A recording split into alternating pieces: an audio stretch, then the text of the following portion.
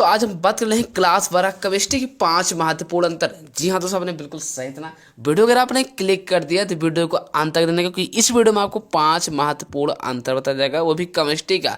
Guaranteed है भाई, हर बार आता है, ये हर बार आता है यार। 5 महत्वपूर्ण अंतर में कोई ना कोई एक अंतर आएगा, गारंटेड है। 2 अंतर आता है, 10 नंबर पक्का हो जाएगा आज के इस वीडियो से। पर भाई क्या लिखा है, 100% यही आता है, गारंटी लेता हूँ, गारंटी। ये 5 महत्वपूर्ण अंतर देखो तो आंसर सही बताएंगे। केमिस्ट्री का सबसे इंपॉर्टेंट क्वेश्चन है ये। चलिए देखता हूँ, बात करने वाला हूँ पहला नंबर क्वेश्चन। विसरण में क्या लिखना है कि विसरण के लिए अर्धपारगम झिल्ली का होना आवश्यक नहीं है। मतलब कहने की है कि परासरण में अर्धपारगम झिल्ली का होना अनिवार्य है, इसमें जरूरी है, लेकिन विसरण के लिए मतलब विसरण में अर्धपारगम झिल्ली का होना आवश्यक नहीं है। फिर दूसरा नंबर क्या लिखना है कि परासरण में विलायक के कण केवल एक दिशा में विसरित होते हैं। जो विसरण परासरण है, परासरण में जो विलायक के कण हैं केवल एक ही दिशा की ओर भागते हैं। विसरित मतलब फैलता है। ऐसा इसमें नहीं है। विसरण में विलेय तथा विलायक दोनों के कण प्रत्येक दिशा में विसरित होते हैं। कहने का मतलब ये है कि जो विसरण की क्रिया है इसमें विलेय तथा विलायक दोनों के जो कण हैं प्रत्येक अलग अलग दिशा में विसरित होते हैं, फैलते हैं।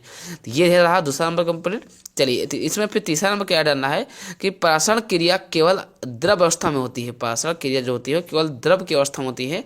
इसमें क्या लिखना है कि विसरण ठोस, द्रव व गैस किसी भी अवस्था में होता है। ठीक ठीक है भाई। तो ये रहा परासरण क्रिया तथा विसरण क्रिया में अंतर। इतना ही 3 हेडिंग लिखना था, सबसे सिंपल मैंने बता दिया। ये 5 नंबर का आता है, बाकी तुम समझदार हो, समझ जाओ। ठीक, चलिए बात करता हूँ दूसरा महत्वपूर्ण अंतर। तो अब हम बात करते हैं दूसरा महत्वपूर्ण अंतर क्या है। दूसरा नंबर ये लिखा है कि आयनिक ठोस तथा धात्विक ठोस में अंतर। जी हाँ दोस्तों ने बिल्कुल सही सुना। देखिए क्वेश्चन कैसे पूछा गया कि आयनिक ठोस तथा धात्विक ठोस में अंतर लिखिए। ये 5 नंबर का आएगा, गारंटेड है। तो आपको एक तरफ हेडिंग डालना होगा आयनिक ठोस, एक तरफ आपको हेडिंग डालना होगा धात्विक ठोस। इसके अंदर क्या करना होगा, नंबर 1, इन ठोसों के अवयवी कण होते हैं, एक अवयवी कण आयन होते हैं। इसके अंदर क्या कहना है कि इन ठोसों के अवयवी कण धनावेशित धातु आयन और मुक्त इलेक्ट्रॉन होते हैं। फिर दूसरा नंबर क्या लिखना है कि ये ठोस कठोर तथा भंगुर होते हैं। इसके अंदर क्या लिखना है कि ये ठोस कठोर परंतु अत्यधिक आघात वर्धनीय तथा तन्य होती हैं। ठीक, इसमें तीसरा नंबर क्या लिखना है कि इन ठोसों के गलनांक तथा क्वथनांक उच्च होते हैं। इसमें क्या लिखना है कि अधिकांश धातुओं के गलनांक तथा घनत्व उच्च होते हैं। मतलब ये रहा दूसरा इंपॉर्टेंट क्वेश्चन। मेरा कहना समझो, ये दूसरा महत्वपूर्ण क्वेश्चन कैसे पूछाएगा कि आयनिक ठोस तथा धात्विक ठोस में अंतर लिखिए। तो आपको एक तरफ हेडिंग डालना होगा आयनिक ठोस, तो एक तरफ आपको हेडिंग डालना होगा धात्विक ठोस। जो कि नंबर 1 क्या लिखना है, इन ठोसों के अवयवी कण आयन होते हैं। इसमें क्या होता है, इन ठोसों के अवयवी कण धनावेशित धातुओं आयन और मुक्त इलेक्ट्रॉन होते हैं। ये ठोस कठोर तथा भंगुर होते हैं। ये ठोस कठोर परंतु अत्यधिक आघात वर्धनीय तथा तन्य होती हैं। मतलब ये रहा आपका दूसरा महत्वपूर्ण अंतर। इतना ही आपको लिखना था। चलिए देखो, क्वेश्चन बैंक में जाओगे, किताब में जाओगे तो काफ़ी लंबा पाओगे, लेकिन मैंने आपको शॉर्टकट तरीके से बताया। ठीक, यही फायदा है आपको। चलिए बात करता हूँ तीसरा नंबर क्वेश्चन। और हाँ, अगर आप चाहते हो ना कि ऐसे इंपॉर्टेंट वीडियो मिलता रहे फिजिक्स केमिस्ट्री मैथ पर, और आप कमेंट करते रहो उसके अनुसार, तो यार लाइक वगैरह कर देना, सब्सक्राइब कर दो, तो ये आपके लिए बेहतर और अच्छा होगा। चलिए बात करता हूँ तीसरा नंबर क्वेश्चन। ठीक, तो अब हम बात करते हैं तीसरा नंबर क्या है। तीसरा नंबर लिखा है कि अभिक्रिया की आणविकता और कोटि में अंतर। ये भी इंपॉर्टेंट क्वेश्चन है। देखिए क्वेश्चन कैसा लिखा है कि अभिक्रिया की आणविकता और कोटि में अंतर लिखिए। तो नंबर 1 क्या लिखना है कि अभिक्रिया की आणविकता सदैव एक पूर्ण संख्या होती है, जबकि अभिक्रिया की कोटि भिन्नात्मक होती है। मेरा कहना आप फिर से सुन लो कि अभिक्रिया की कोटि और आणविकता में अंतर लिखिए, रहा क्वेश्चन। ठीक, तो नंबर क्या लिखा है, नंबर 1 लिखा है कि अभिक्रिया की आणविकता सदैव एक पूर्ण संख्या होती है, जबकि अभिक्रिया की कोटि भिन्नात्मक भी हो सकती है। ठीक, पहला नंबर। दूसरा नंबर क्या लिखा है कि अभिक्रिया की आणविकता कभी भी शून्य नहीं हो सकती है, जबकि अभिक्रिया की कोटि शून्य भी हो सकती है। ठीक, तीसरा नंबर क्या लिखा है कि किसी भी अभिक्रिया की आणविकता, तीसरा नंबर क्या लिखा है, किसी भी अभिक्रिया की आणविकता और कोटि समान या भिन्न भिन्न हो सकती है। मैंने क्या बोला कि किसी भी अभिक्रिया की आणविकता और कोटि समान या भिन्न भिन्न। अभिक्रिया और कोटि की मतलब अभिक्रिया की आणविकता और कोटि में अंतर।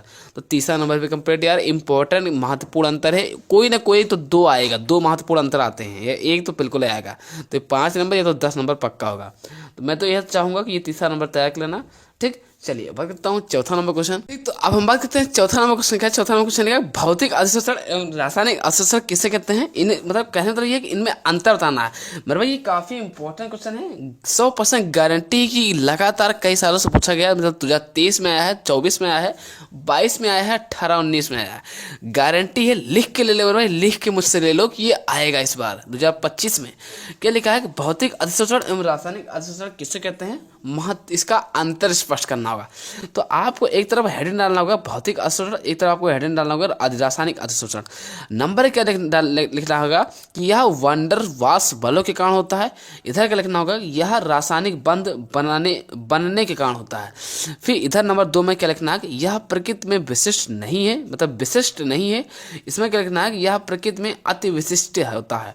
तीसरा नंबर क्या लिखना है कि यह प्रकृति में उत्क्रमणीय है। इधर क्या लिखना है कि यह प्रकृति के ये डायरेक्ट लिख दीजिए, यह अनुत्क्रमणीय है। ठीक है। चौथा नंबर क्या लिखना है कि इसमें संकीर्ण ऊर्जा की आवश्यकता नहीं होती है। इसमें क्या लिखना है, कभी कभी उच्च संकीर्ण ऊर्जा की आवश्यकता होती है। मतलब कि चौथा नंबर इंपॉर्टेंट क्वेश्चन, बहुत ज़्यादा जरूरी है, ये महत्वपूर्ण अंतर के गत। चलिए तो समझ गए होंगे यार। देखिए ये तो बात है, लिख के ले लो कि ये क्वेश्चन आएगा। चौथा वाला जो महत्वपूर्ण अंतर है, काफ़ी इंपॉर्टेंट है मेरे भाई। तो मेरे भाई ये मान चलिए यार, फिर से बोलता हूँ कि गारंटी है, लिख के ले लो यार, ये क्वेश्चन आएगा। तो भौतिक अवशोषण एवं रासायनिक अवशोषण आपको जरूर तय करना है। और इसके बाद जो आने वाला है वो तो काफ़ी इंपॉर्टेंट क्वेश्चन है, जिसका नाम क्या है, डीएनए तथा आरएनए में अंतर। अगर आपने बायोलॉजी ले रखा है, तो ये वीडियो, मतलब जो डीएनए आरएनए वाला है ना, वो और ज़्यादा इंपॉर्टेंट हो जाएगा आपका। तो चलिए बात करता हूँ 5वां नंबर, बिना कुछ देरी किए बात करते हैं डीएनए और आरएनए में अंतर। मेरे भाई 5 नंबर का आता है, 5वां क्वेश्चन है, बिल्कुल है, लिख के ले लो। अगर आपने बायोलॉजी ले रखा है तो बायोलॉजी में मिलेगा, या तो आपको केमिस्ट्री मिलेगा जरूर। ठीक, डीएनए क्या है, आरएनए क्या है, परिभाषित कीजिए। या फिर क्वेश्चन आता है कि डीएनए तथा आरएनए में अंतर लिखिए बायोलॉजी में। तो ये केमिस्ट्री में भी है, सबसे लास्ट लेसन का है। चलिए पूरी केमिस्ट्री की बात करो। पूरी केमिस्ट्री के अंतर्गत मैंने आज 5 महत्वपूर्ण अंतर आज आपको बताया हूँ, वो पूरी केमिस्ट्री की निचोड़ से बताया हूँ। इसके बाद आपको कोई अंतर वाला क्वेश्चन नहीं आएगा, समझिए ना। ये जो 5 महत्वपूर्ण आज आप देख रहे हो, पूरी केमिस्ट्री से मैंने बना करके निकाला हूँ। ठीक, चलिए समझ गए होंगे। पहला नंबर क्या है कि यह प्रायः सभी जीवों में पाया जाता है। इसमें क्या है कि यह कुछ वायरस में पाया जाता है, कुछ वायरस है उसमें पाया जाता है। फिर दूसरा नंबर क्या है कि इसमें डीऑक्सीराइबोज शर्करा पाई जाती है। इसमें क्या है, दूसरा नंबर कि इसमें राइबोज शर्करा पाई जाती है। फिर तीसरा नंबर क्या लिखना है कि यह मुख्य रूप से केंद्रक पाया जाता है। इसमें क्या लिखना है कि यह केंद्रक तथा कोशिका द्रव दोनों में पाया जाता है। चौथा नंबर क्या लिखना है, डीएनए से आरएनए का निर्माण होता है। इसमें क्या लिखना है, कुछ विषाणुओं में ही आरएनए से डीएनए का निर्माण होता है। तो ध्यान रहे क्या लिखना है, पहला नंबर कि यह प्रायः सभी जीवों में पाया जाता है। इसमें क्या है, यह कुछ वायरस में पाया जाता है। आरएनए एक ऐसा चीज है, वायरस में पाया जाता है। ठीक, डीऑक्सीराइबोज शर्करा पाई जाती है, राइबोज शर्करा पाई जाती है ना। यह मुख्य रूप से केंद्रक में पाया जाता है, यह केंद्रक तथा कोशिका दोनों में पाया जाता है। डीएनए से आरएनए का निर्माण होता है। इसमें क्या है, कुछ विषाणुओं में ही आरएनए से डीएनए का निर्माण होता है। मतलब डीएनए का फुल फॉर्म क्या होता है, तो डीऑक्सीराइबोज न्यूक्लिक अम्ल। आरएनए फुल फॉर्म क्या होता है, तो राइबोज न्यूक्लिक अम्ल। मतलब ये है कि इंपॉर्टेंट क्वेश्चन है, डीएनए तथा आरएनए में अंतर। बायोलॉजी ले रखा था तो और ज़्यादा इंपॉर्टेंट हो गया आपके लिए। ठीक, तो ध्यान रहे, इंपॉर्टेंट है तो तैयार कर लेना। और आशा करते हैं हम वीडियो देख करके समझ गए हैं। अगर समझ गए हैं तो प्लीज़ यार एक लाइक कर देना, लाइक करके चैनल को सब्सक्राइब कर देते हो तो ये मुझे बहुत अच्छा लगता है। फिर मिलते हैं नेक्स्ट वीडियो, तब तक के लिए जय हिंद, वंदे मातरम। कोई प्रकार की दिक्कत है, डाउट, कमेंट बॉक्स में कमेंट जरूर कर देना है।